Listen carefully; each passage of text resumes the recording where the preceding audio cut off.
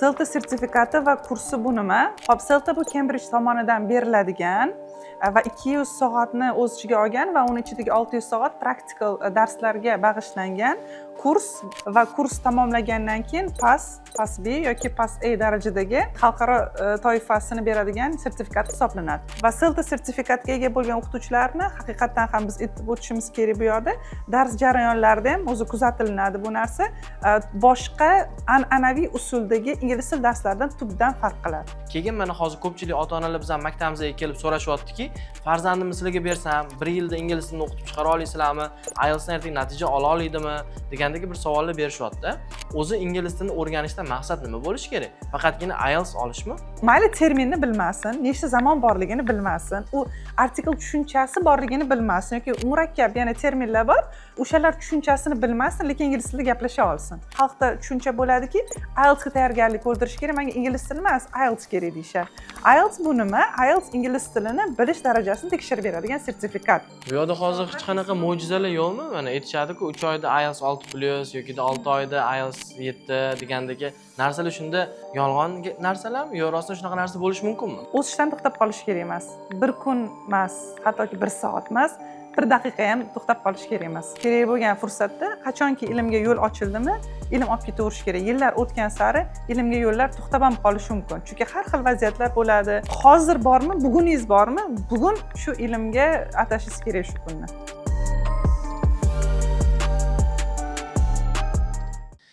Assalomu alaykum hurmatli do'stlar. Turkiston xususiy maktabining YouTube kanaliga xush kelibsiz. Biz sizlarga Turkiston xususiy maktabida faoliyat yuritadigan ustozlarimizni tanishtirishni boshlaymiz. Birinchi sonimiz mehmoni ingliz tili fani mutaxassisi Nigora opa Olimova bo'ladilar. Assalomu alaykum ustoz. Alaykum assalom. Assalomu alaykum. Xush kelibsiz. Rahmat. Bizga birinchi bo'lib o'zingiz haqingizda qisqacha ma'lumot bersangiz. Nigora Olimovaman.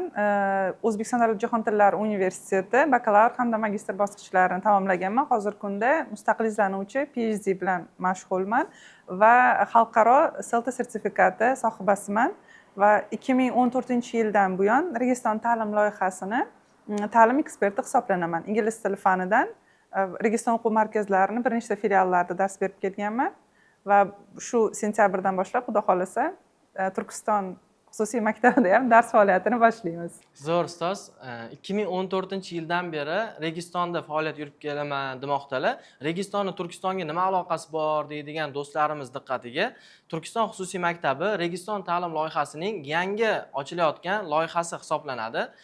Yangi nom bilan, Turkiston xususiy maktabi nomi bilan. Endi mana ko'rsanglar bo'ladi, shu 2026-2027 o'quv yillarida birinchi o'quv yillarimiz bo'ladi va bizda ingliz tili ustozimiz, Registon ancha yillardan beri ingliz tili yo'nalishida rivojlanishiga hissa qo'shgan ustozimiz Nigora opa va hozir bular gaplari davomida ta'kidlab o'tib ketdilar CELTA sertifikati haqida.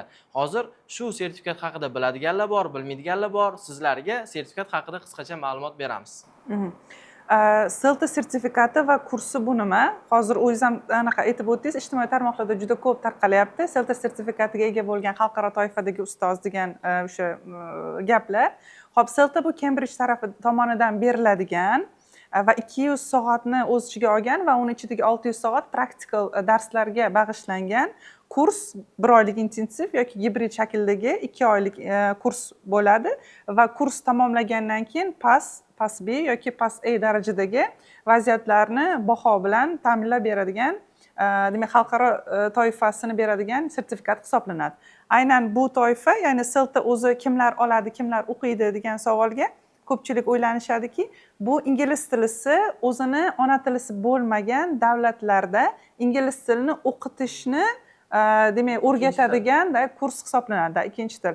Va asosan yo'nalish katta yoshdagi o'quvchilarga ingliz tilini to'g'ri yo'nalishda o'rgatishga ixtisoslashgan kurs, ya'ni o'qituvchilarni o'qitish kursi, malakasini oshirish kursi deb atasak ham bo'ladi bu narsani. Zo'r, tushunarli Nigora opa. Demak, bizada hozir CELTA sertifikati bor degani bu hindistonlik bo'ladimi, pokistonlik bo'ladimi yokida germaniyalik bo'ladimi, xohlagan davlat vakiliga ingliz tilini o'rgatish huquqi bor hozir.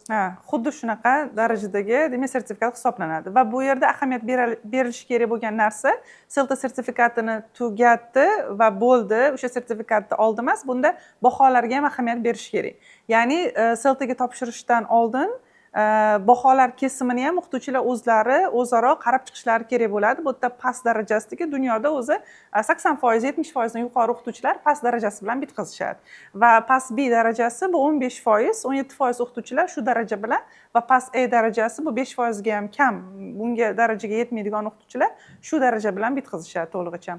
Va CELTA sertifikatiga ega bo'lgan o'qituvchilarni haqiqatdan ham biz aytib o'tishimiz kerak bu yerda. Dars jarayonlarida ham o'zi kuzatilinadi bu narsa. Boshqa an'anaviy usuldagi ingliz tili darslaridan tubdan farq qiladi. Demak, ular shunda ingliz tilini sirlarini boshqacha uslubda o'rgatishadimi?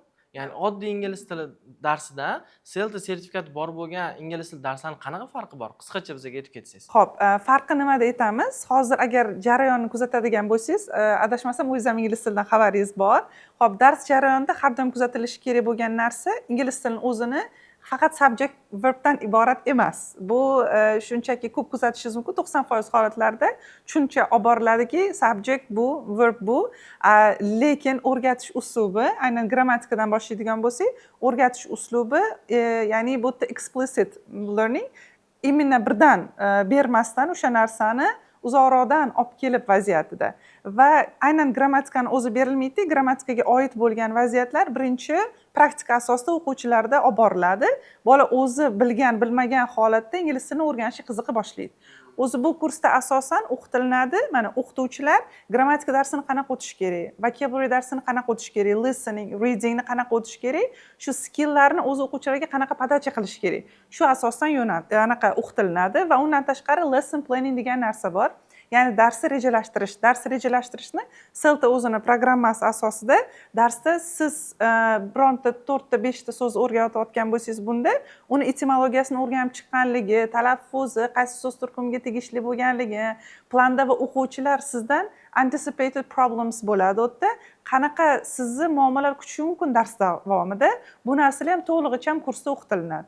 Va bundan tashqari o'qituvchilarni o'z shu kurs davomida o'qiyotgan o'qituvchilarning 6 soatlik dars jarayoni to'lig'icha tutorlar tarafidan kuzatilinadi. Kuzatuv doirasi va oxirgi darsi, ya'ni 6-darsi qaysidir uchta o'qituvchiniki to'liq kamera asosida Cambridge tarafidan ham to'lig'icha tekshirilib, qarab, keyin bitta xulosaga kelingan holatda ball to'liq qo'yiladi u yerda. Zo'r. O'zimning navbatdagi savolim ingliz tilini qanday o'rganish kerak degan mazmunda edi. Hozir siz shunga qisman javob berib ketdingiz. Ya'ni ingliz tilini shunchaki qoidalarni yodlash orqali emas, balki o'sha narsa nimaga kerakligini bilib turib o'rganish juda foydali va uzoq muddatli bo'ladi degandagi xulosani oldim. Keyin mana hozir ko'pchilik ota-onalar bizning maktabimizga kelib so'rashyaptiki, farzandimni sizlarga bersam, 1 yilda ingliz tilini o'qitib chiqara olasizlarmi? IELTSdan ertaga natija ola oladimi? degandagi bir savollar berishyapti. O'zi ingliz tilini o'rganishda maqsad nima bo'lishi kerak? Faqatgina IELTS olishmi? Til bu o'zi aslida vosita. Biz har doim aytamiz, bola mayli farzand ingliz tilini o'rganayotganligini bilmasin, lekin ingliz tilida gapirsin. Hozir ko'pchilik o'rganuvchilarda bor, ingliz tili haqida hamma tushunchani biladi. Ingliz tili nechta zamon bor desangiz, tushunchagi bor. Qanaqa IELTS nima topshirasan desangiz, hamma tushunchasi bo'ladi. Yoki article nima desangiz, an article, the article nimadir aytishadi. Yoki menga ko'rsatchi olmashlarini aytsangiz, aytadi. Til haqida hamma narsani bilinadi, lekin bu o'rgatish, bu noto'g'ri uslubdagi o'rgatish hisoblanadi. Xo'p, u mayli terminni bilmasin, nechta zamon borligini bilmasin, u artikel tushunchasi borligini bilmasin yoki murakkab yana terminlar bor, o'shalar tushunchasini bilmasin, lekin ingliz tilida gaplasha olsin. Chunki bu hammaga ma'lum, ingliz tili bu fan emas o'zi aslida. Ingliz tili bu vosita, so'zlashuv vositasi. Biz siz bilan hozir o'zbek tilida qanaqa muloqot vositasida gaplashayotgan bo'lsak, ingliz tilida ham xuddi shunaqa. Hozir bir gap davomida men misol uchun o'sha qo'l harakatlarini bajaryapman yoki tushuncha ohangida siz qanaqadir so'z bilan emas, ohangda tushuncha ma'nosini beryapsiz. Ingliz tili ham xuddi shunaqa. O'rgansinki, u narsa faqat imtihonga tayyorgarlik ko'rish uchun emas yoki imtihonga mana ko'pchilikda kuzatilinadi, faqat speakingga tayyorgarlik ko'rish uchun o'sha berilgan appa o'zidagi savollarga tayyorda, lekin real hayotda asoslangan savollarga hech qanaqasiga tayyor bo'lishmaydi. O'sha vaziyatda qarashga tilni aniq bitta sertifikat uchun emas, tilni shkala bo'yicha o'rganish kerak. Ya'ni CFR shkalasi bo'yicha boshlang'ich etapdan ketyapti va o'zini ichidagi ko'nikmalar. Til faqatgina grammatika yoki faqatgina speaking yoki faqatgina writingdan iborat emas. Tilni ichiga kirib ketayotgan o'zini ko'nikmalari. O'sha speaking deyapmizmi, writingmi, readingmi, listeningmi, lekin uni ichida yana bitta klaster usuli orqali ochadigan bo'lsak, bitta speakingni o'zida pronunciationi bor, intonatsiyasi bor, to'g'ri so'z qo'llay olishi bor yoki o'sha bitta vokabularni o'zini ochayotgan bo'lsangiz, 5 xil turdagi so'z uslublari bor. Oddiy so'z bor, murakkab so'z bor. O'sha biz antonim deymiz, sinonim deymiz, o'zbek tilida nimaiki mavjud bo'lsa, ingliz tilida ham xuddi shunaqa. Shunaqa etapda o'rganish kerak. Biz ona tilini kichkina bola qanaqa yo'nalishda o'rganayotgan bo'lsa, birinchi nima ohangda papa, mama ozgina kichkina so'zlarni, bitta harfchani aytib boshlaydi, keyin bitta bo'g'inni aytib boshlaydi, so'z aytadi, so'zdan keyin ikkita uchta so'zni qo'shib so'z birikmasi hosil qiladi. So'z birikmasidan keyin 3-4 yoshlarga borib gapirishni demak boshlaydi. Va hozir o'zbek tilini biladigan darajasini oladigan bo'lsa, shkala bo'yicha baholaydigan bo'lsak, o'sha yuqori demak darajaga to'g'ri keladi. Ingliz tilida ham xuddi shunaqa. Agar shu etapda o'rganadigan bo'lsa, u CEFR topshiradimi, multi-level topshiradimi yoki IELTS topshiradimi, CE topshiradimi, TOEFL topshiradimi, bir xil darajada chiqadi. U daraja bo'yicha o'rganib borish kerak bo'ladi. Etapma-etap hamma narsani, chunki 10 ta zinapoya turgan bo'lsa, birinchisidan 10 tasi 10-chisiga birdan sakrab bo'lmaydi. O'sha ko'pchilik mana xalqda tushuncha bo'ladiki, IELTS ga tayyorgarlik ko'rdirish kerak, menga ingliz tili emas, IELTS kerak deyishadi. IELTS bu nima? IELTS ingliz tilini bilish darajasini tekshirib beradigan sertifikat. Va sizga o'sha balni beradigan sertifikat bo'ladi, lekin o'shangacha siz daraja bo'yicha etapdan o'tish kerak. Va IELTS o'zi tizim, bu tizimni o'rgatish uchun 1 oy, 2 oy muddat bemalol yetarli bo'ladi. Keyin aytdingiz, o'sha so'z mana til o'rganish bo'yicha har doim biz aytamiz, ota-onalardan ko'pincha shikoyat keladiki, 2 yildan beri bolam repetitorga boryapti, natija yo'q. 3 yildan beri boryapti, natija yo'q. Yoki kimlardir 5-6 yildan beri borayotgan bo'lishi mumkin, natija yo'q. Ko'rsatkich bo'lmaydi. Endi bu ingliz tilini o'rganayotganda soatlar kesimi, har qanaqa tilda soatlar kesimi muhim rol o'ynaydi. Bu narsani hamma ekspertlar har doim ijtimoiy tarmoqlarda aytib borishadi. Har doim aytadi, lekin negadir yanada xalq bu narsaga ahamiyat berishmaydi. Nega natija bo'lmayotganligi sababi o'sha bitta o'sha soat kesimi misolida tushuntirib beradigan bo'lsam, ingliz tilini o'rganish uchun 1800-2000 soat yetarli hisoblanadi. 1 yilda yetarli darajaga, ya'ni o'sha IELTSdan o'sha 7+, ya'ni C1 darajasiga yetish mumkinmi? Endi o'sha keling 2000 soatni biz soatlar kesimiga bo'lamiz. 365 kun bor, 1 yilda deydigan bo'lsak, 2000 soatni 365 kunga bo'ladigan bo'lsak, o'rtacha kalkulyatorda bemalol hisoblab ko'rishingiz mumkin, 7,5-8 soatdan to'g'ri keladi. Kuniga taqriban kuniga 5,5 soatdan endi u yerda xuddi shunaqa o'rtacha shunaqa darajada 7 soatga to'g'ri kelyapti. 5,5 soatga to'g'ri kelyapti. 5,5 soatga agar 365 ga bo'lsa, kuniga 5 365 soatdan o'qish kerak degan. Xuddi shunaqa 5,5 soatdan kuniga 1 yilda aytish mumkinmi? Xuddi mana shunaqa shug'ullanganda shanbadam yo'q, qanaqadir bayram kunlari, tadbir kunlari yo'q. Shu etapda shug'ullansa 1 yilda kerakli darajaga yetib keladi. Va u yerda yana ahamiyatlisi uzilib qolish kerak emas. Consistency tushunchasiga ahamiyatli bo'lish kerak. Ya'ni uzilib qolish kerak emas. O'sha vaziyatda ola oladi. 5,5 soat shug'ullanmayapti, kuniga 2 soat shug'ullanyaptimi? Bu aytgan 1 yilimiz 2 yilga. Agar 1 soat shug'ullanayotganimiz 2 yilimiz 4 yilga.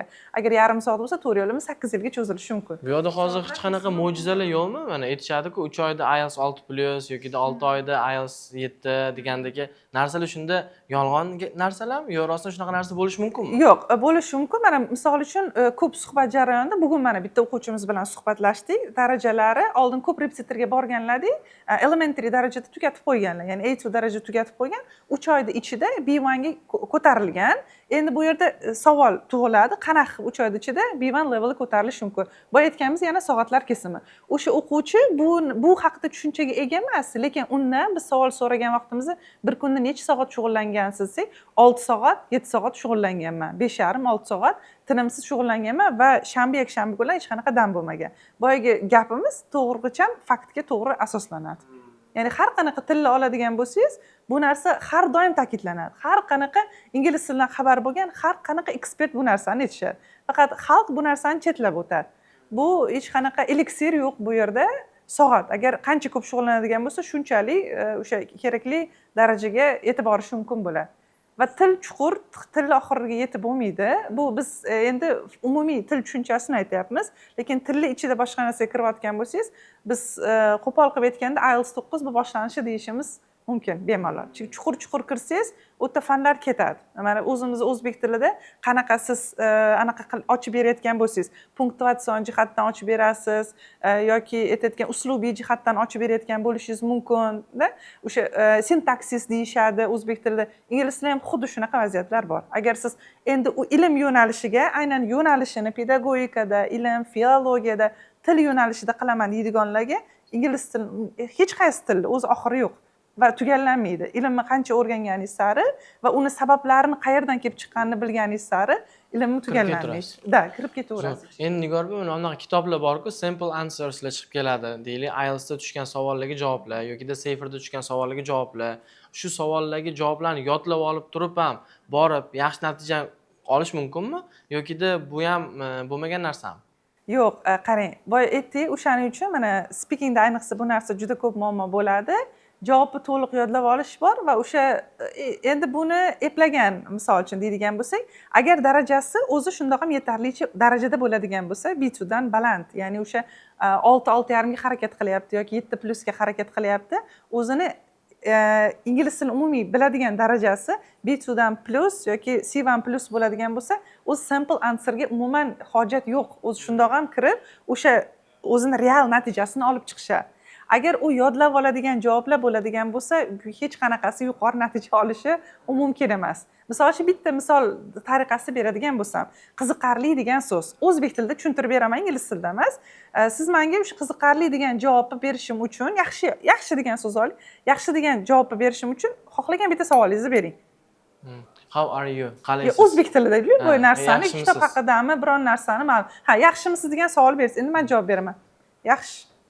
Bu nima ma'noni beradi? Gaplashgingiz kelmayotganligi ma'nosi. Xuddi shunaqa.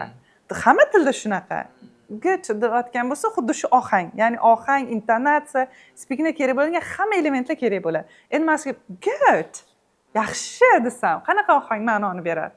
Bu yoqdagi odam yana boshqa savol so'rashga harakat qiladi-da. Ha, xuddi shunaqa vaziyatda, ya'ni o'zi kayfiyatim yaxshiligini isbotlab beradigan o'sha facial expression, o'sha yuz ifodasi, intonatsiya, emotsiya bo'ladi. Ingliz tilida ham bu shu narsa muhim. Faqatgina simple answer o'zi robotga kirib, yodlab chiqib, u kerakli natijani hech qachon olib bo'lmaydi.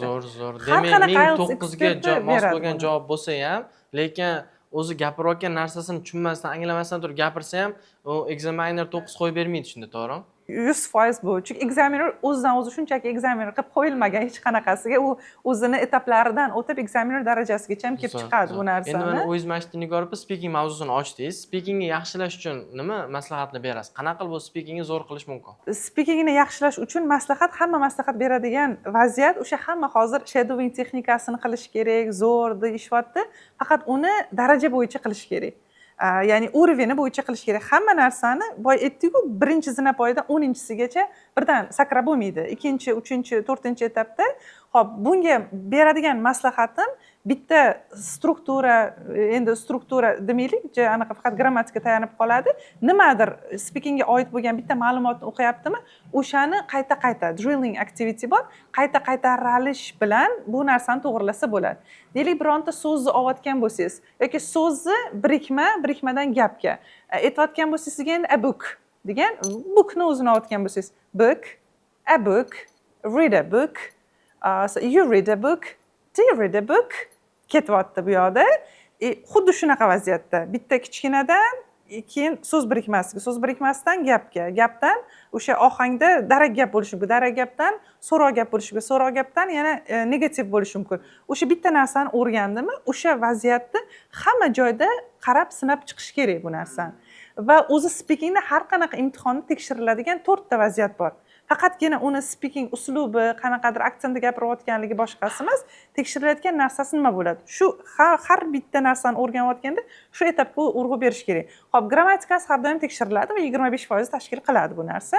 Xo'p, so'z boyligi, so'zda, ya'ni so'zlashuv uslubida ishlatiladigan so'zlar, yozma uslubda ishlatiladigan so'zlar va o'shanga oid bo'lgan so'zlarni va so'zni o'zida faqatgina formal, informallik emas, kontekstga tushyaptimi, tushmayaptimi? O'sha bitta o'sha yaxshi degan so'zingiz kontekstga tushyaptimi, tushmayaptimi?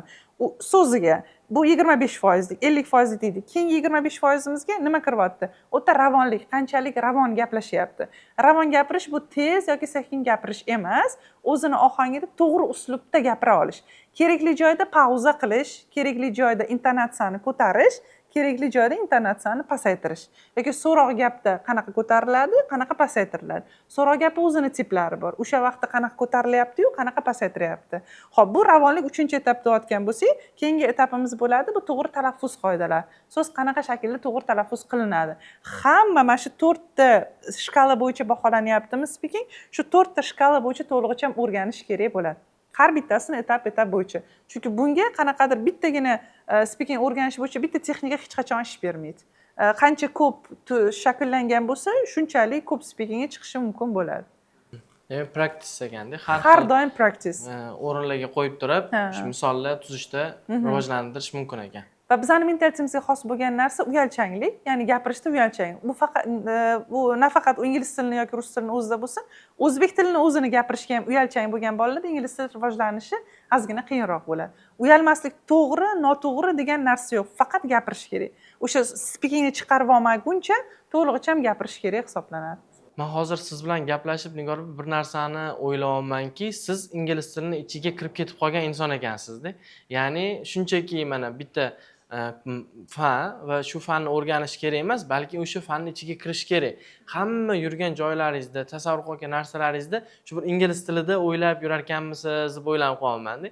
Chunki aytgan o'zi inson qanaqa bo'lsa, xuddi shunaqa ingliz tilisi ham bo'ladi degandek bir narsani tushunyapman. Ya'ni o'zbek tilida qanaqa gapirsang, xuddi shunaqa ingliz tilini gapirib bera olsang, shunda sen yaxshi ingliz tilini bilgan bo'lasan. Faqatgina sertifikatga tayyorlanishda yoki yozilgan javoblarni yodlashda emas, balki o'sha narsani rostda kasbiga his qilishda degandek sizni chuqurroq bir shu mavzuyingizni tushungan deymanman. Endi Nigor opa, mana hozir oxirgi vaqtlarda bitta bir mavzu ko'tarilyapti. O'quv markazi, maktablarda faqatgina kitobga tayanib turib dars beriladi deyshadi. Shu fikr qanchalik o'zi to'g'ri, noto'g'ri? Ba'zilar aytadiki, o'rganishda real hayotga moslab turib o'rganish kerak deyshadi. Shu bo'yicha ham o'zingiz fikrlaringizni aytsangiz. Xo'p, bu ko'p oxirgi vaqtlarda men o'zim ham kuzatadigan narsa bo'layapti. Bir narsadan faqat xafa bo'lasizki, xo'p, qaysidir buni ham ta'limni ham kurslarni ham sotuv misolida qaraydigan bo'lsak, sotuvda birovni mahsulotini aldab birovni mahsulotini yomonlab sotish, o'zini mahsulotini sotish uchun birovni mahsulotini yomonlash kerak emas. Va bu yerda har xil yo'nalishlar ketadi. Kimdir aytadi, o'sha yo'q, maktabda u aniq sxema asosida, xususiy maktablarda o'sha sxemadan chiqmaydi, hech qanaqasi o'rganib bo'lmaydi. Kelma senga onlayn darsimga qatnash, men senga 5 haftada speakingni dahshat qilib o'rgatib qo'yaman yoki writingni men bunaqa qilib zo'r qilib o'rgatib qo'yaman. U shunchaki reklamani vositasi, marketingni vositasi bo'lyapti va o'sha yerda biz aytamiz marketing qurboni bo'lmasligini. Xo'p, faqatgina maktabda faqat o'sha syllabus curriculumga tayanib qoladigan vaziyat yo'q. O'zi e'tibor beradigan narsa bu textbookga. Ya'ni 5 ta barmoq barobar emas. Ya'ni qaysidir bitta o'qituvchi noto'g'ri o'tdi degani hamma o'quv markazida shunaqa o'tadi yoki bitta qaysidir o'qituvchi faqatgina anaqasini mavzusini subject plus verb bilan boshlayapti degani hamma maktabda xuddi shunaqa o'tadi degani emas. To'g'ri tanlangan textbook har doim o'zini oqlagan shu vaqtgacha. U gap textbookda emas, gap kimnidir yaratgan anaqasida emas, mahsulotida emas. U gap qanaqa yetkazib bera olishda. Podacha muhim. Ovqat pishirdi, misol uchun kimdir o'sha oshni pishirish jarayonini oladigan bo'lsak, ikkita qozonda osh pishyapti-da, endi suzish jarayoniga keladigan bo'lsak, serving jarayoniga keladigan bo'lsangiz, kimdir oshni aralashtirib suzadi, kimdir oshni Samarqandcha osh bo'ladigan bo'lsa ketma-ket. Kimdir shunda qozoni bilan ag'darib qo'yishi mumkin yoki kimdir umuman xuddi isitilgan ovqat misolida unda podacha qilishi mumkin. Qanaqa chiroyli ovqatni podacha qilish tilda ham xuddi shunaqa. Qanaqa yetkazib bera olish muhim bolaga. U nimadan o'rgatish emas. Chunki textbookda hozirgi zamonaviy chiqayotgan textbooklarning o'zida ham shunaqa mavzular berilganki, yaxshi etapda olib chiqib keta oladi. Va teachers book bilan ishlagan va o'sha darsni to'g'ri podacha qila oladigan o'qituvchiga u real hayotga oid bo'lgan mavzular o'zi kitob o'zidan ham shundoq ham olib chiqilinadi. Real hayotga tatbiq qilinishi bo'lgan vaziyatlarni to'liq shkalasini berilgan. Textbook bu shunchaki qurol deylik. O'sha mana tekst har qanaqa onlaynda bo'lsin, offlaynda bo'lsin, har qanaqa o'qituvchini ishlab chiqaryapti o'zini programmasi, u ham baribir textbook hisoblanadi-ku. yoki o'sha onlayn qanaqadir platforma yaratishib u ham baribir tizim hisoblanadi-ku. Hammasini tizimi, uni chiroyli yetkazib bera olish bu yerda muhim. U textbookga boshqasiga emas. Va aniq ingliz tilidan xabari bor va o'sha kuchli mutaxassislar har doim bu narsaga e'tiborli bo'ladi. Textbookda aynan projektlar berilganmi? O'sha har nechtadir 4 ta 5 ta dars bo'lsin, bolani o'zini o'sishiga oid bo'lgan projektlar berilganmi? Mavzular hozirgi real hayot bilan chambarchas bog'liqmi? Textbook eski emasmi, update qilinganmi kitob? Ya'ni 2020-2025-yildan keyin ishlab chiqarilgan kitoblarmi? Uni qariydi, hammasi core elementlarga qaragan holatda beriladi. Va o'zi darsdan mana 4 ta 5 ta dars bo'lsin, textbook va o'sha yaxshi mutaxassis keyingi darslarini o'quvchilarda zerikish his qilmayaptimi, textbookdan o'tyapti, boshqa vaziyatda o'tyaptimi, o'shanga qarab adaptatsiya qila oladi u. Ya'ni xulosa qilib aytganda bu podachaga bog'liq. Bu o'zim bergan savolimga bir yaxshi argument paydo bo'ldiki, naborot o'quv markazlaridan ko'ra xususiy maktablardagi ingliz tili o'qitilishi yaxshiroqmikan deb o'ylanib qoldim. Nimaga? Sababi xususiy maktablarda yosh ustozlarni odatda ishga qabul qilishmaydi. Kamida 3 yil, 5 yil, 10 yil tajribaga ega bo'lgan ustozlar dars berishadi. Hozir sizni javobingiz shunaqa narsani tushundimki, ya'ni bu yoqda zo'r top bestseller ingliz tilini o'rgatadigan kitob bo'lib turib, xususiy maktabda va o'quv markazidagi teachingga endi kirib kelgan ustoz o'rgatishi bilan 5 yil tajribaga ega bo'lgan ustoz o'rgatishida yer bilan osmonchalik farq bo'ladi. Aytganingizdek, bu yoqdagi 5 yil tajribaga ega bo'lgan ustoz o'zini tajribasidan kelib chiqib turib, Teachers Bookdan foydalanib, o'sha yerdagi mahsulotlarni, ya'ni ovqatlarni odamlarga chiroyli qilib yetkazib bera oladi. Mana shunaqa narsa bo'lar ekan, demak rostdan ham. Keyin bu yoqda staj masalasini aytdingiz, necha yillik malaka. Bu narsaga mana biz o'zim anaqa ingliz tili o'qituvchilarini qabul qilish jarayonida ko'pincha ishtirok etaman. Bu yerda meni qiynaydigan narsa 10 yildanmi, 15 yil stajda bo'lganmi, lekin hech narsa ilm o'rganmagan staj bu hech qanaqa muhim ahamiyat bermaydi. Staj biz ota-onalardan har doim so'rab qolaman, 10 yillik, 15 yillik, 20 yillik staj hech narsani hal qilmaydi. Staj qachon zo'r hal qiladi? Haqiqatda shu 20 yil davomida, 10 yil, 15 yil davomida o'z ustida ishlagan o'qituvchi bo'lsa, unda zo'r staj, zo'r karyera, professional growthda zo'r ishlagan. Lekin o'sha kimdir qilishi mumkin bo'lgan 15 yil, 20 yil shunchaki vaqtini sarflagan, lekin bu yoqda boshqa kandidat 5 yilda o'sha ishlarni bemalol amalga oshirgan bo'lishi mumkin bo'ladi. Staj masalasiga ham shu yerda juda anaqa to'xtalish kerak. Zo'r ma'lumot berib ketdingiz. Mana hurmatli kuzatuvchilar, ichingizda ota-onalar va yoshlar ko'rayotgan bo'lishligi mumkin. Shu narsalarga ham alohida ahamiyat beringlar. Menga kim dars beradi degan joyida. Turkiston xususiy maktabida Nigora opa ustozimiz, ingliz tili fani eksperti, bu yerga kelayotgan bizlarga qabul qilinayotgan ingliz tili ustozlarini ham shaxsan o'zlari tekshirib, suhbatlardan o'tkazib ishga qabul qiladilar. Shunday ekan, nasib qilsa, yaxshi ustozlarda Turkiston xususiy maktabida o'qishinglar mumkin bo'ladi. Endi Nigora opa, oxirgi savollarimdan biri, ingliz tilidagi ko'p mavzular rostdan ham ona tilida mavjud emasmi? Shuni ham o'zi bir debatniy mavzu bu narsa. Ko'pchilik aytadi, ingliz tilida mavzu bor, ona tilida bunisi yo'q, yoki ona tilida bor, ingliz tilida mavjud emas. Bu umuman bo'lmagan narsa. Ingliz tilida xohlagan mavzungizni ona tilida xohlagan shaklda ekvivalenti bor. Faqat aynan nom bilan keltirilmasligi mumkin. Ba'zi bir mavzular bor, aynan nomi mavjud, ba'zi bir mavzular borki, aynan nomi mavjud emas, ekvivalent shaklda beriladi. Lekin har qanaqa mavzuni o'zbek tiliga taqqoslasa bo'ladi. Lekin bu yerda aytmoqchi bo'lganim, aynan ona tili orqali ingliz tilini o'rgatish emas. Bu yerda to'xtalishimiz kerak bo'lgan narsa o'sha mavzular bor. Lekin ona tili orqali o'rgatish kerak emas bu narsani. Qisqa qilib aytganda hamma mavzu mavjud ona tilida, faqat o'rgatish uslubi ingliz tilini o'zida to'g'ri shaklda berilishi kerak. Menimcha tushunarli. Endi buni sohani mutaxassislari menimcha yanada javobingizni yaxshiroq tushunishsa kerak. O'zi savolni o'zi ham aniq o'sha soha mutaxassislari uchun savol ekan. Endi keyingisi, mana Nigora opa, siz ancha yillik tajribangiz bor, keyin har doim o'zingiz ishlab kelasiz. Mana boya ham intervyuga taklif qilganimizda ingliz tili kitoblarni ochib olib, nimadir qilib o'tiruvdingiz. Ilmingiz yanada ziyoda bo'lsin. Endi o'zingizda shuncha yillik tajribangizdan kelib chiqib turib, yangi sohaga kirib kelayotgan ustozlarga bir maslahatlaringizni bersangiz, ularda qanaqa ko'nikmalar bo'lishini haqida ham ma'lumot bersangiz, nimalarga ko'proq ahamiyat berib, nimani ustida ko'proq rivojlanishsa, shu haqida bir qisqacha bizga maslahatlaringizni berib ketsangiz. Xo'p, bu o'rinda aytishim mumkinki, bu yoqda o'qituvchi sifatida emas, keling ishga qabul qiladigan korporatsiya yoki HR menejer o'zi aslida nimalarni kutadi ustozlardan shuga to'xtaladigan bo'lsak, ularga yanada manfaatli bo'ladiki, katta korporatsiyalarga topshirayotganda mandan nima kutish mumkin degan vaziyatda tayyor bo'lib kelishadi. Xo'p, kutiladigan narsa har doim hard skills birinchi o'rinda hamma korporatsiya kutadigan narsa. Chunki o'shani berish uchun yetarlicha ilmga ega bo'lish kerak. Har doim bu hard skillsda har qanaqa ingliz tili o'qituvchisi bilishi shart bo'lgan narsa. Shunchaki qarab qo'yishi kerak bo'lgan emas, shart. Ya'ni uni darajasi C1 darajada bo'lishi kerak. Hattoki u kidsga dars bergan taqdirda ham shu etapda bo'lishi shart. O'zini ustida ishlaydigan o'qituvchi yuqori o'rinda bo'lishi kerak. Va o'sha kadrlar aynan moliyaviy sohada emas, o'zi mana qimmat kadr hisoblanadi. Bu pulga borib taqalmaydi.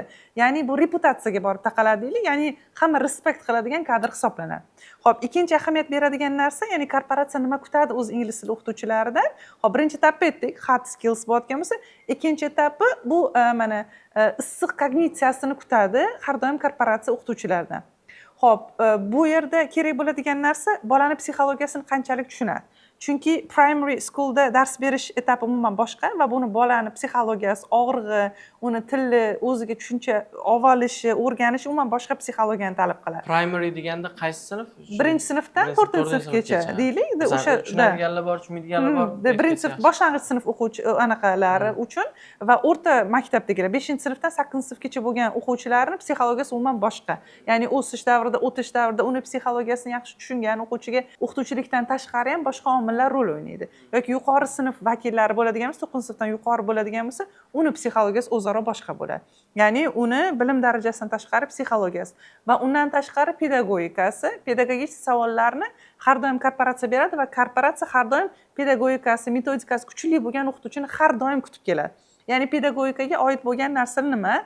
Xo'p, u faqat IELTS ga tayyorgarlik ko'rgan o'qituvchi yoki faqat o'sha matematika misolchi SAT ga yoki faqatgina CFR ga tayyorgarlik ko'rgan o'qituvchi pedagogikani esdan chiqarib qo'yadi. Ha, bo'ldi, men o'zim shu uslubda o'rganganman, shu uslubda o'quvchilarimni o'qitsam bo'ladi. Men o'rgandim-ku, bular ham o'qitadi. Lekin avlod masalasi bor bu yoqda, yetkazib berish, zamon, noto'g'ri tushuncha, tendensiya masalasi bor, kuchayyapti, raqobat kuchaygan vaziyat hisoblanadi.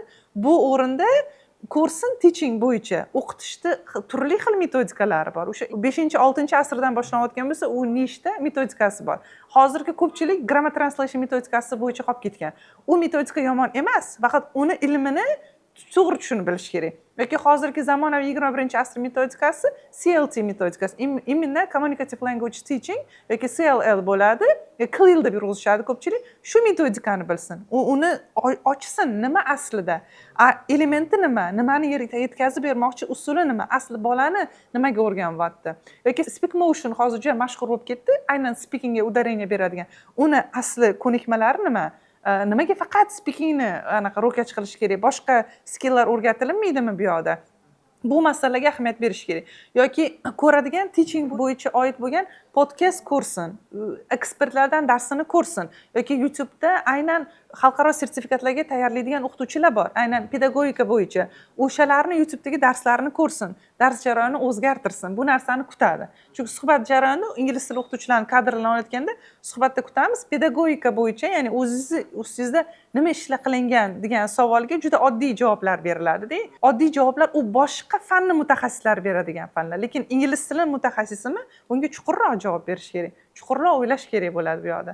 Xo'p, bu narsalar to'g'ri kutilinadi. Ya'ni o'zini bilim darajasi, psixologiyasi, pedagogikasi va darsni tushuntirib bera olish uslubi va isbotlab berish kerak. Men bunaqa o'taman, darsimni bunaqa o'taman emas, aniq qanaqa, nima va bu nimaga yordam beradi? Bu narsani aniqlik bo'lishi kerak. Subyektiv fikr emas, obyektiv fikr bo'lishi kerak bunaqa vaziyatlarda. Endi buni listini davom ettirsak juda ko'p vaziyatlar bo'ladi. Qisqa qilib aytganda, shu 4 ta asosiy elementlari har doim katta korporatsiyalar har doim bu narsani tekshirishadi. Va uni o'zi dunyoqarashi qanaqa? Ingliz tili ustozlaridan o'zi shundoq ham ko'p ingliz tili ustozlarini tekstlar aynan globalniy mavzular bo'lganligi uchun dunyoqarash kengayadi va ingliz tilini o'zi yetarli bo'lmaydi. U yerda u qanaqa fikrlayapti, chunki ertaga bolaga bu tushuncha beradi. Asosiy kunini farzand onasidan ko'ra, ota-onasidan ko'ra o'qituvchisi bilan ko'proq o'tkazadi va o'sha dunyoqarash tushunchasi ham to'liq ahamiyat kasb etadi bu yoqda. Zo'r, demak bu yoqda faqatgina ingliz tilini o'rganish emas, balki boshqa hayotiy ko'nikmalarni ham ustozdan o'rganadi. Ustoz ham shunga munosib bo'lishi kerak. Endi Nigor opa tushunishim bo'yicha hozir boshlang'ich sinfda dars beruvchi ustoz bilan yuqori sinfga dars beruvchi ustoz bir xil bo'lishi ham qiyinroq ekan, demak to'g'rimi? Chunki ikkalasiga ikki xil yondashuvda dars berish kerak ekan. Approach har xil bo'ladi. Approach har xil. Zo'r. Nigor opa, suhbatimiz o'zi shu bir 30 daqiqacha suhbatlashamiz degan edik. Shu atrofida suhbatimiz bo'ldi. Men to'g'risi o'zimga qiziq bo'lgan, keyin odamlarga ham qiziq bo'lgan, menimcha ko'p savollarga javob oldik va siz haqingizda qisqacha ma'lumot ham berdik. Turkiston xususiy maktabida kimlar dars beradi deganimizda mana birinchi bo'lib sizni olib chiqdik va bu suhbatlarimiz bardavom bo'lsin, iloyim. Keyingi sonlarda boshqa ustozlarimizni ham olib chiqamiz, ularning faoliyatligi haqida, ularning fanligi haqida ham sizlarga ma'lumot berishga harakat qilamiz. Shunday ekan, Nigor opa, yana men so'ramagan narsalarim ko'p-u, yana shu suhbatda aytishim kerak edi degandek bir fikrlaringiz bo'lsa, ularni ham yo'llab qo'ysangiz bo'ladi. Suhbatni davomi ketaveradi agar gaplashadigan bo'lsak. Men o'ylayotganim, har doim men o'zim xohlayotgan narsa ham o'quvchi, ham o'qituvchi bo'lsin yoki har qanaqa kasb vakili bo'lsin, o'sishdan to'xtab qolish kerak emas. Bir kun emas, hattoki bir soat emas, bir daqiqa ham to'xtab qolish kerak emas. Kerak bo'lgan fursatda qachonki ilmga yo'l ochildimi, ilm olib ketaverish kerak. Yillar o'tgan sari ilmga yo'llar to'xtab ham qolishi mumkin. Chunki har xil vaziyatlar bo'ladi. Hozir bormi, buguningiz bormi? Bugun shu ilmga atashingiz kerak shu kunni. Zo'r. Doim harakatda bo'lish kerak. Sizni hayotiy shioringiz. Shunaqaroq. Zo'r. Hurmatli ota-onalar, do'stlarimiz, ketkizgan vaqtingizga rozi bo'linglar. Sizlarga shu Turkiston xususiy maktabining YouTube kanalida qilgan birinchi suhbatimiz manfaatli bo'ldi degan umiddamiz. Albatta bu suhbatni ingliz tiliga qiziquvchi boshqa tanishlaringizga ham jo'natib qo'yinglar. Keyingi sonlarimizda ko'rishguncha e'tiboringiz uchun rahmat. Rahmat Nigor opa, xush kelibsiz suhbatimizga.